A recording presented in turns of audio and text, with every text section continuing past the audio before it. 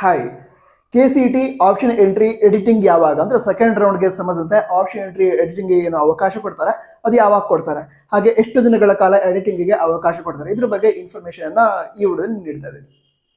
ಮೊದಲಾಗಿ ಈ option entry editing process ಏನಿದೆ ಅದು ಚಾಯ್ಸ್ ಎಂಟ್ರಿ ಆದ ನಂತರ ಇರುತ್ತೆ. ಪ್ರತಿ ವರ್ಷ ಇರೋದು ಹಾಗೆ, ಸರಿನಾ?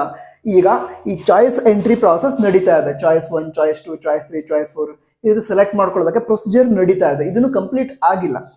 ಸೊ ಈ ಚಾಯ್ಸ್ ಎಂಟ್ರಿ ಪ್ರಾಸೆಸ್ ಕಂಪ್ಲೀಟ್ ಆದ ನಂತರ ಅಂದ್ರೆ ಲಾಸ್ಟ್ ಡೇಟ್ ಮುಗಿಯುತ್ತಲ್ವಾ, ಅದರ ನಂತರ ಸ್ಟಾರ್ಟ್ ಆಗ್ಬಹುದು ಅಥವಾ ಆಗತ್ತೆ. ಅಥವಾ ಈಗ ಚಾಯ್ಸ್ ಎಂಟ್ರಿ ಮುಗಿತಾ ಇದೆ ಅಂದ್ರೆ 1-2 ದಿನ ಬಾಕಿ ಇದೆ ಚಾಯ್ಸ್ ಎಂಟ್ರಿ ಮಾಡೋದಕ್ಕೆ, ಹಾಗಿದ್ದಾಗ ಕೂಡ ಈ ಎಡಿಟಿಂಗಿಗೆ ಅವಕಾಶವನ್ನ ನೀಡಬಹುದು. ಇದುವರೆಗೆ ಡೇಟ್ ಅನೌನ್ಸ್ ಆಗಿಲ್ಲ, ಬಟ್ ಚಾಯ್ಸ್ ಎಂಟ್ರಿ ಮುಗಿದ ನಂತರ ಅಥವಾ ಚಾಯ್ಸ್ ಎಂಟ್ರಿ ಮುಗಿಯುವ ಹಂತದಲ್ಲಿ ಈ ಆಪ್ಷನ್ ಎಂಟ್ರಿ ಎಡಿಟಿಂಗಿಗೆ ಅವಕಾಶ ಕೊಡ್ತಾರೆ. ಅದೇ ಟೈಮಲ್ಲಿ BMS ಕೋರ್ಸ್ಗೆ ಇದುವರೆಗೆ ಆಪ್ಷನ್ ಎಂಟ್ರಿ ಆಗಿಲ್ಲ. ಸೊ ಅಂತಹ ವಿದ್ಯಾರ್ಥಿಗಳು ಕೂಡ ಅಂದ್ರೆ BMS ಕೋರ್ಸ್ ಮಾಡಬೇಕು ಅಂತಿರೋ ವಿದ್ಯಾರ್ಥಿಗಳು ಕೂಡ ನಿಮ್ಮ ಆಪ್ಷನ್ ಎಂಟ್ರಿ ಮಾಡ್ಕೊಳ್ಳೋದಕ್ಕೆ, BMS ಕೋರ್ಸ್ಗೆ ಸಂಬಂಧ ಆಪ್ಷನ್ ಎಂಟ್ರಿ ಮಾಡ್ಕೊಳ್ಳೋದಕ್ಕೆ ಅವಕಾಶವನ್ನ ಕೊಡ್ತಾರೆ. ವಿಡಿಯೋ ಹೆಲ್ಪ್ ಆಗಿದ್ರೆ ಲೈಕ್ ಮಾಡಿ. All the best. ಜೈ ಹಿಂದ್. ವಂದೇ ಮಾತರಂ.